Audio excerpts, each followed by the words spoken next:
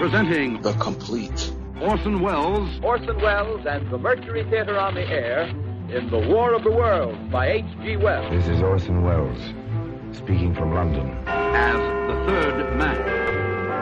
Stand by. We'll be on the air in 15 seconds, Mr. Wells. Yes, I know. Stand by, everybody. Mercury Theater on the Air presents Orson Welles as Count Dracula in his own version of Bram Stoker's great novel, Who knows Dracula. what evil lurks in the hearts of men? The shadow knows.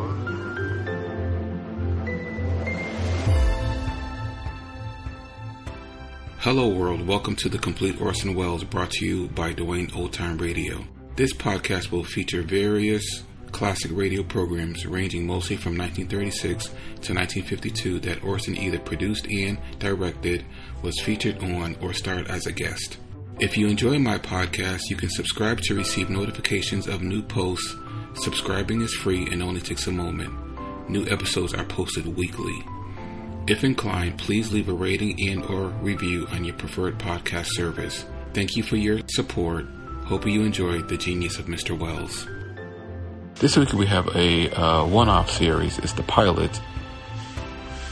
And it's the only episode, so I'm guessing after the pilot they either canceled it or for whatever reason they did not continue.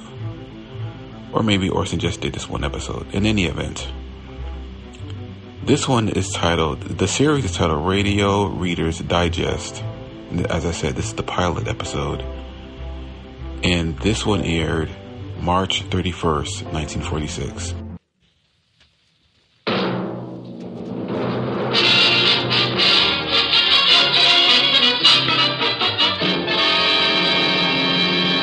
Hallmark Greeting Cards present the Reader's Digest Radio Edition, starring today Orson Welles.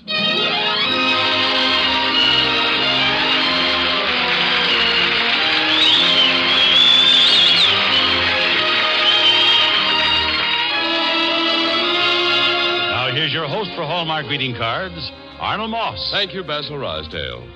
This Sunday and every Sunday, the makers of Hallmark Greeting Cards present the radio edition of the Reader's Digest, America's favorite magazine, to remind you that whenever you want to remember someone, you'll find a Hallmark card that says what you want to say the way you want to say it.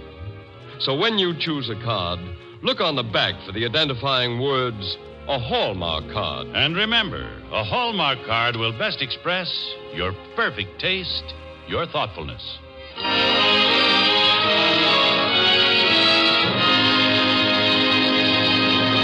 This is a big day for the Hallmark program.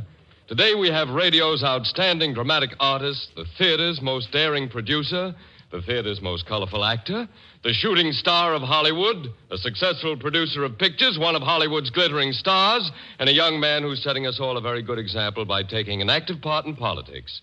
That's quite a galaxy of talent. But the whole matter is greatly simplified because all of these are one man. And that one man is Orson Welles. And here he is, all six of them.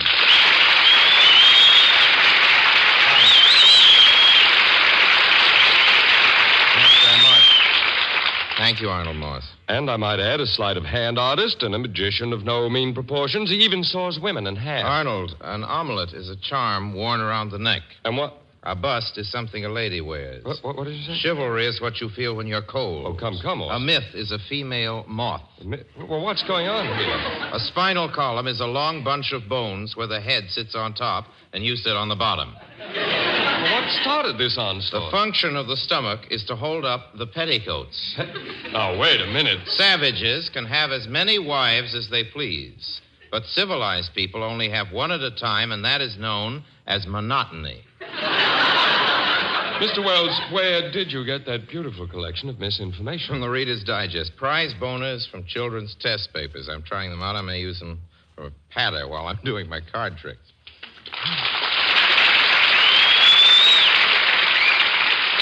In just a moment, you'll hear Orson Welles in an exciting drama, after which he'll return and, for an encore, read one of the most inspiring letters ever written.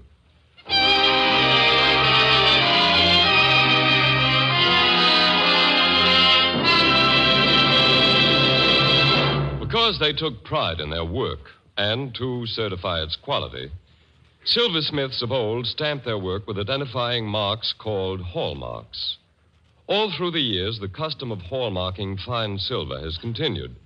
And so today, the very word hallmark symbolizes a high degree of excellence. Hallmarked silver pieces not only proclaim their own merit, but they often keep alive the memory of their makers. And so it is with a particularly fine coffee pot fashioned of silver back in 1787. Its simple, flowing lines, its intricate engraving, reveal that the maker was more than a skilled craftsman, that he was an artist working in precious metals. And it's the hallmark which reveals the name of this 18th century silversmith. Near the lid of the pot are the letters H.B. stamped in script, the initials of Hester Bateman. Yes, a woman silversmith. Hester Bateman was an unusual woman. She conducted a flourishing silver plating business, raised 4 children, and taught them the silversmith craft. Of the 63 women known to have worked in silver, only Hester Bateman has produced pieces of such beauty that they've stood the test of time.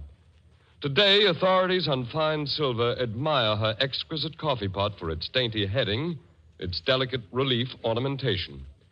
Collectors identify it as Hester Bateman's by the hallmark H.B., a mark denoting the flawless quality of a silver masterpiece.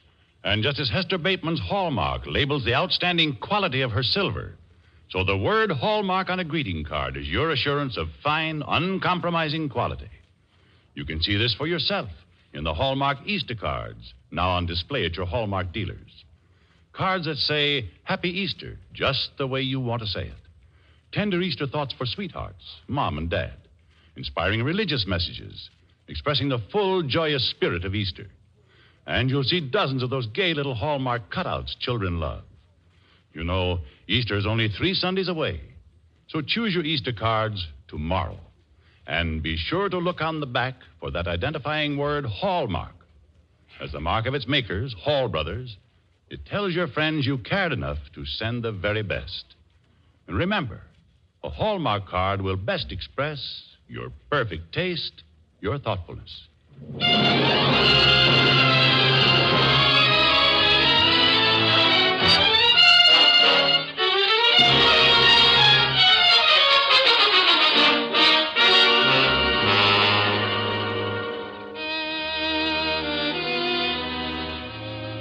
And now, John Collier's famous story of an almost perfect crime, Back for Christmas, starring Orson Welles in the role of Dr. Herbert Carpenter, who, as the curtain rises, is at work in the cellar of his home in England.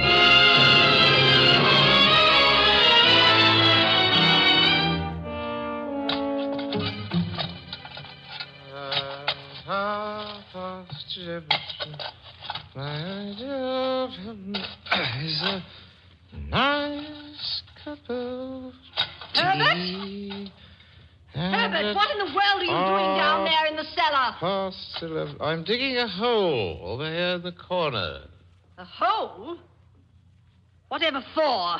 A wine bin, my dear. Wine bin? What a silly idea. Oh, Hermione, do you think so? You don't know how to dig a wine bin. I seem to be doing very well at it. You have a hole in the ground, but there's more to it than that. Oh, yes. Much more, my dear. Has to be constructed, not just dug. Past 11. It's hardly the sort of thing for a noted doctor, famous surgeon, to be doing. No one knows what I'm doing, only you. No. Here's the people over in America who've engaged you to lecture. I'm sure they'd hardly think you're worth the large fee I arranged for them to pay. Call it a whim. Call it a whim, if you like. We're sailing tomorrow, you know. We can't go away and leave the cellar in such a state. I shan't leave it in disorder, my dear. In fact, I assure you, before we sail, the wine will be completed and the hole will be filled in. And none but us will ever know by a little whim, none but us, my dear.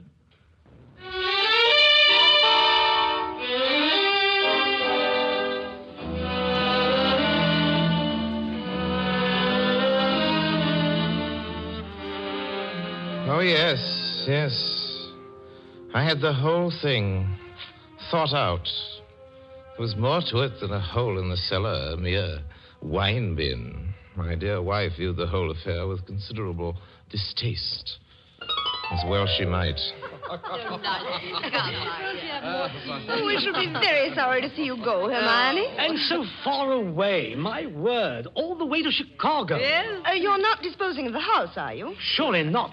You'll be coming back, won't you? Oh, don't you worry, Mr. Sinclair. We'll be back sooner than you think. Well, I do hope you'll be back for Christmas. Well, I can't be at all sure. Oh, I'll bring Herbert back. I promise you. Well, something might happen. We're driving tonight to Southampton. We sail tomorrow.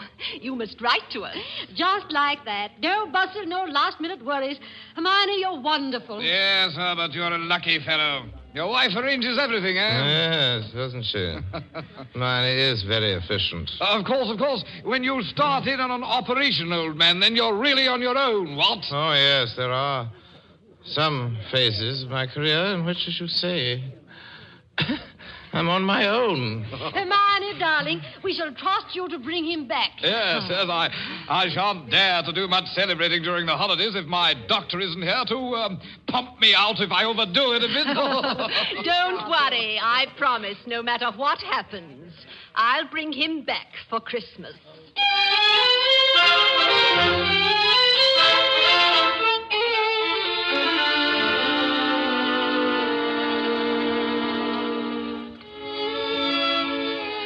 Oh, yes. She'd always arranged everything. Had for 10 years. 10 years of being told what to do, and when, and how. Oh, yes, the lecture tour had started as her idea. Large fee, prominence, fame, pictures in the newspapers. Her picture, too, of course. She'd do everything. Everything except write my lectures and deliver them. Sinclair put it nicely. Oh, very nice indeed. When I start in on an operation, then I'm really on my own. I went upstairs, undressed, and put on, not my traveling tweeds, but an old bathrobe. Everything was ready. I went to the banister and called to her. Hermione! I say there, Hermione. Please. Well, what is it? Come here for a moment, won't you? There's something rather extraordinary up here. Oh, Herbert, I've so much to do. Why are you lounging around in that old bathrobe? I told you to put on your brown tweeds. I have a few things to do, too. You're not going down to the cellar again for more digging at your precious wine bin. There's no more digging to be done. Well, then put your suit on. Hermione, there's a most extraordinary thing in the bathtub. What is it? It'll only take a moment to see it. Oh, very well, but hurry. Yeah, there isn't much time. Who in the world, you suppose, has dropped a gold chain down the bathtub drain? Nobody has, of course. Nobody here wears such a thing. And what's it doing down there? Look and see. Oh, probably some sixpenny trinket of one of the maids. And mind, if you lean over, you can see it shining deep down. I don't see a thing. Well, lean over. More, my dear. It's deep, way deep down. There's nothing there. Just as I might have known.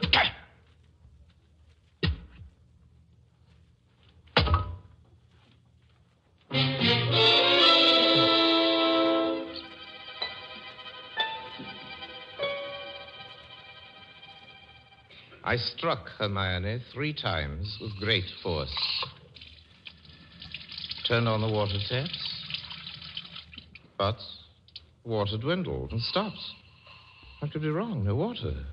If I had no water, I was lost. I had a moment of panic. Then I remembered. Hermione always attended to everything. We were leaving, so she turned off the water at the main. I knew where the cutoff was. I had reason to. It was near my wine bin.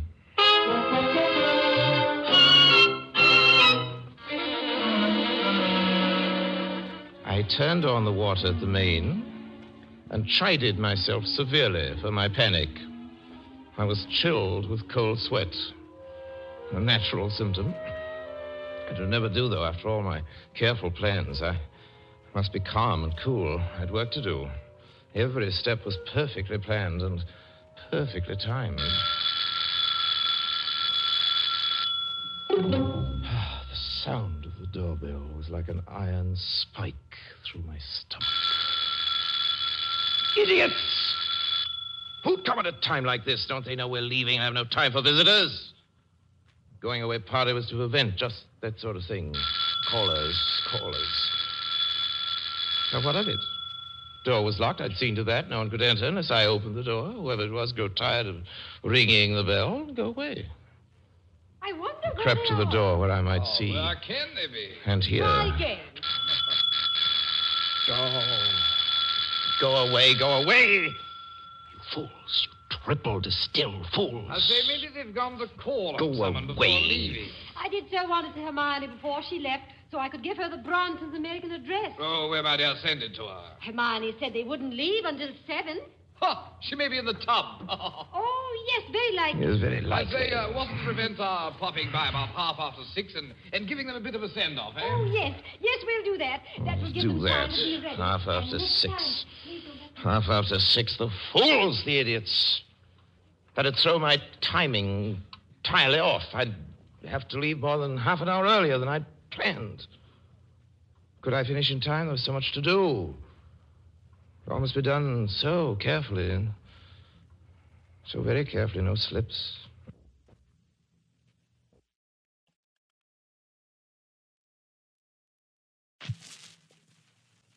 Oh, that's what threw otherwise perfect plans awry. Carelessness, fear, panic. Come. Nothing gone wrong. 6:30. Yes, I could do it.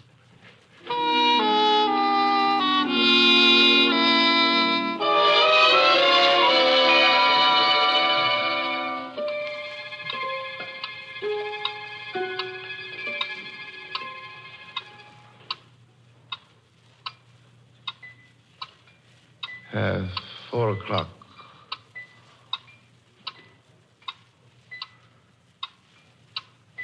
Half after 4.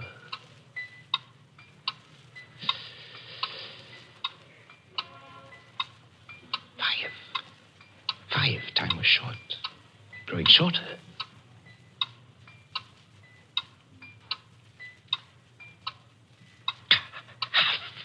Half after 5. Hurry now, hurry. But be careful. Don't forget anything. No. There must be no slips.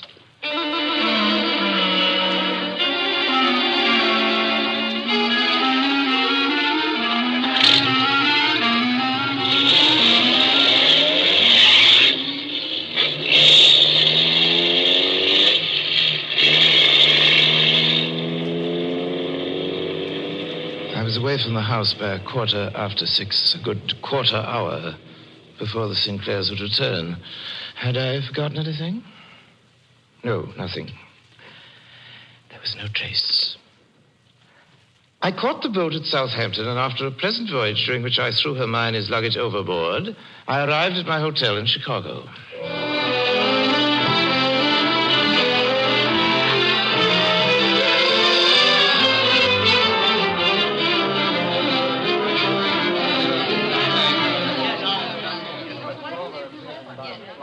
Yes, sir. I am Dr. Herbert Carpenter. I believe I have a reservation. Oh, yes, sir. Yes, doctor. Yes. Mrs. Carpenter's arrived. She's waiting upstairs. This is splendid. Mrs. Carpenter? Oh, yes, of course. Thank you. Boy, take Dr. Carpenter to 609.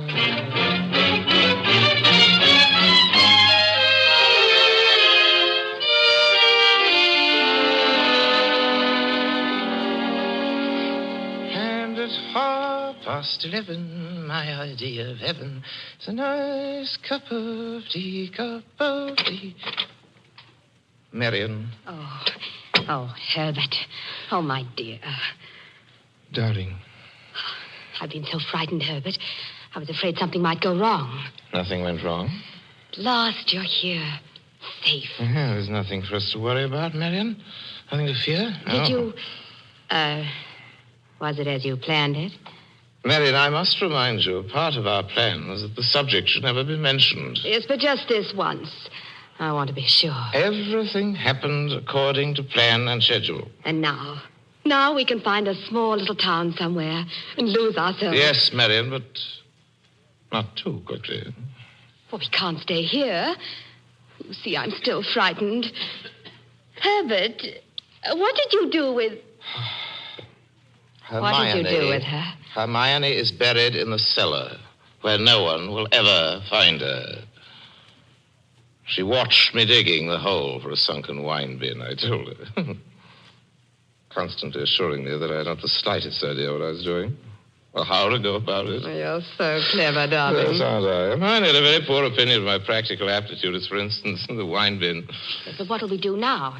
I mean, where will we go and when? Be calm, my dear. We shall stay here for a while. You are Mrs. Carpenter, since no one knows us or knows what my wife looks like. The fact is established that Dr. and Mrs. Carpenter were living in Chicago. Oh, you're so clever.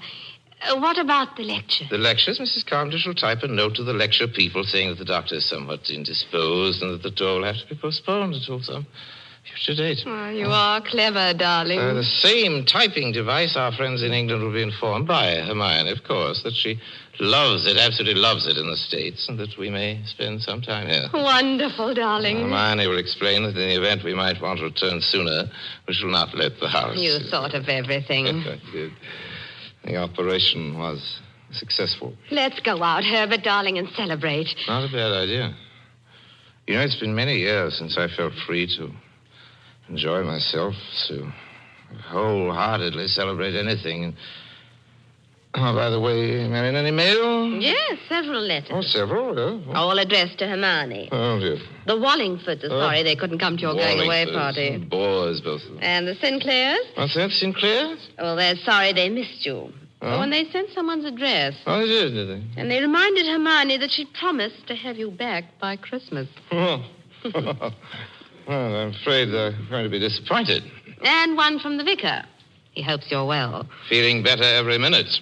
And a business letter of some sort. I didn't open it. Business letter? Yes, it was addressed to Hermione. Looks like a bill. Oh, we better open it. It might be wise for Hermione to answer it. Yes, I see what you mean. Yes, it's a bill from Holt & Sons, builders. Marion, as soon as the tension wears off a little, I'm going to feel like a new man, young again. Herbert. Yes? Where did you say you buried her? Marion, for heaven's sake, don't be morbid. Hermione has passed away. Let's forget it. At least the details. Is the bill of Holt or something? I haven't bought anything from Holt. Well, there's a letter. Well, what's the bill for? What's the letter? Read it. Read it to me. Dear Madam, we are in receipt of your kind acceptance of estimate as below, and also of your keys. You may have every confidence the job will be complete in ample time for your surprise Christmas present to your husband. Job. What job? Surprise Christmas present. Christmas present? Let me see that thing. Mr. Holt has looked over the site in the cellar where your husband made a previous attempt to excavate for a wine bin. He apparently changed his mind shortly before you left for America and refilled the hole he had dug. We feel, however, that the doctor chose the ideal spot for his wine bin, commencing tomorrow.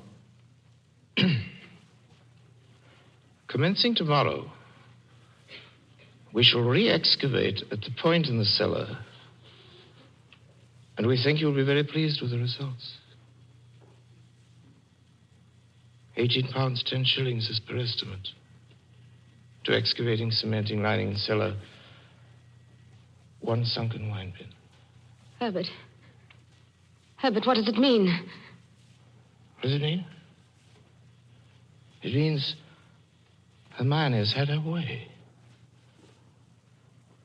She'll have me back for Christmas.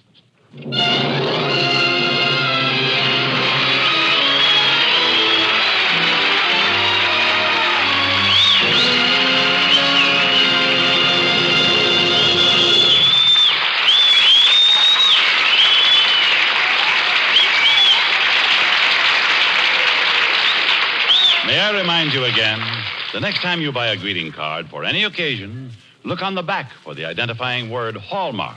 Hallmark. Like sterling on silver, the word Hallmark is your assurance of finest quality. It tells your friends you care enough to choose the very best. Remember, a Hallmark card will best express your perfect taste, your thoughtfulness.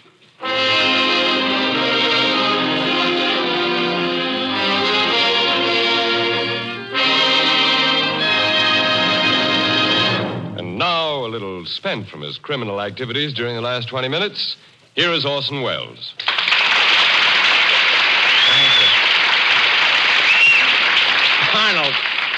Arnold, my trouble is that I have too much imagination. I feel hanged. Well, I hope it'll be a lesson to you. Yeah, I hope it will be a lesson to any person, and I'm serious now. I hope it'll be a lesson to any person, man or woman, who thinks for a minute that he or she can commit what optimistic professionals and misguided amateurs too often have tried to accomplish, the perfect crime.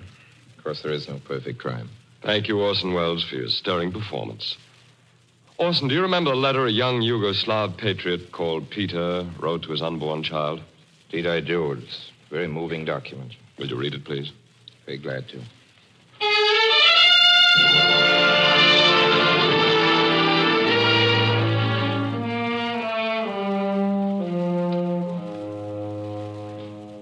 My child, sleeping now in the dark and gathering strength for the struggle of birth, I wish you well. When your time comes, there will be something in you that will give you power to fight for air and light. Such is your heritage as a child born of woman, to fight for light and hold on. May the flame that tempers the bright steel of your youth never die, but burn always, so that when your work is done, you may be like a watchman's fire on a lonely road, cherished by all wayfarers. The spirit of wonder and adventure, the token of immortality, will be given you as a child. May you keep it forever, with that in your heart which always seeks the pastures beyond the desert, the dawn beyond the sea, the light beyond the dark. May you seek always and strive always in good faith and high courage in this world where men grow so tired. Keep your love of life, but throw away your fear of death. Life must be loved, or it is lost. But it should never be loved too well. Keep your delight in friendship. Only learn to know your friends. Keep your intolerance. Only save it for what your heart tells you is bad.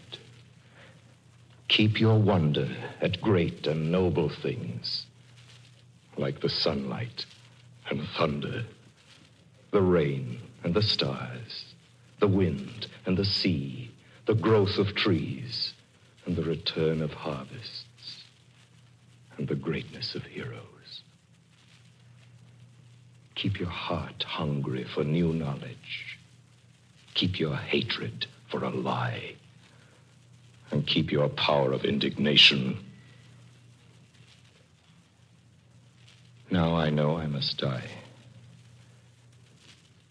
I am ashamed to leave you an untidy, uncomfortable world. But so it must be.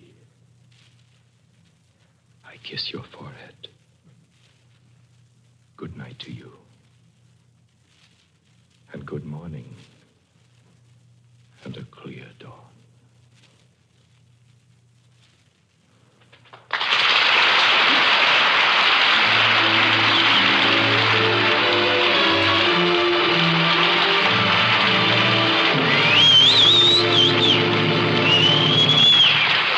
Thank you, Orson.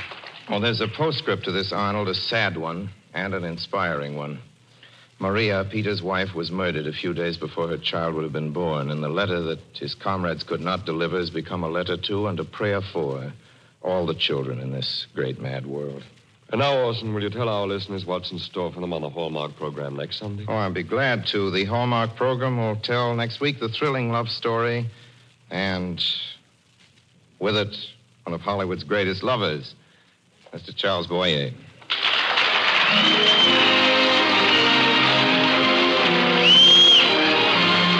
The radio dramatization of Back for Christmas was by Jacques Fink. The Hallmark program was directed by Robert H. Nolan, with music by William Sturce and produced by Carl Bixby.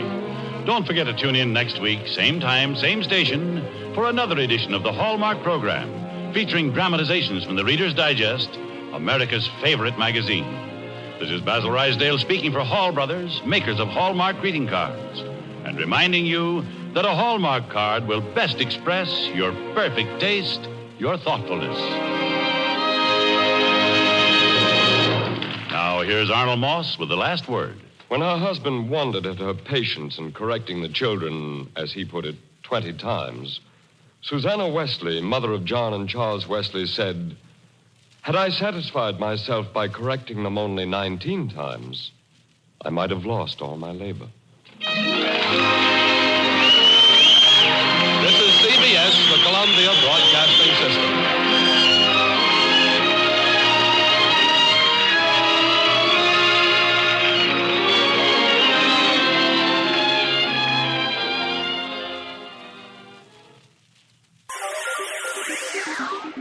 Thank you for listening to and showing your support for my podcast. If you would like to receive notifications of when new episodes are posted, please subscribe to my channel. Subscriptions are 100% free, and they really help me get an idea of how I'm doing. Well, hope you enjoyed, and until next time, stay safe, wish you well, and as always, peace.